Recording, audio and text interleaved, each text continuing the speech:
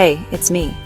Today, I want to share something that hits close to the heart because even if you've never experienced a flood, you can probably imagine the feeling of losing everything in a single night. Picture this.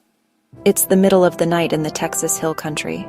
The rain's been coming down for hours, steady at first, then just relentless. By the time you realize what's happening, the river's turned into a force of nature, something wild, unstoppable. People weren't just watching this on the news, they were living it. Waking up to water rushing into their homes, grabbing whatever they could carry, and running for higher ground. Imagine the fear, the confusion, the way time seems to slow down and speed up all at once. Last week, survivors of those floods gathered for a hearing, one that wasn't just about policies or politics, but about real lives. They told their stories, face to face with lawmakers, hoping that their words would spark action. I want you to hear what they said, not just because it's moving, but because these voices matter.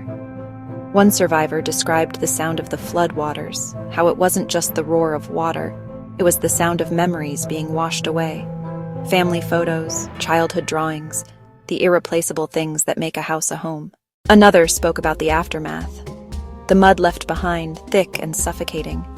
The neighbors who showed up with shovels and casseroles.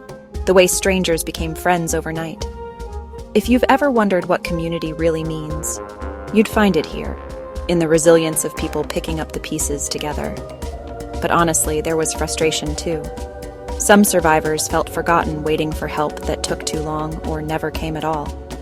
They asked for change, not just sympathy. Stronger warning systems, better resources for rebuilding, real solutions. So the next time disaster strikes, people aren't left on their own. It got me thinking, when disaster strikes, what do we owe each other? Maybe it's more than just a donation or a kind word. Maybe it's paying attention, using our voices to demand better for the people who've lost so much. So, if you're watching this, take a moment. Think about those stories. Think about what you'd want if it was you or someone you love.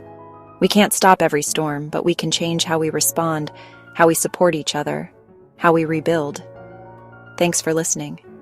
If you want to help, look for local organizations in Texas Hill Country or anywhere disaster has struck. Even a small act can mean the world to someone starting over.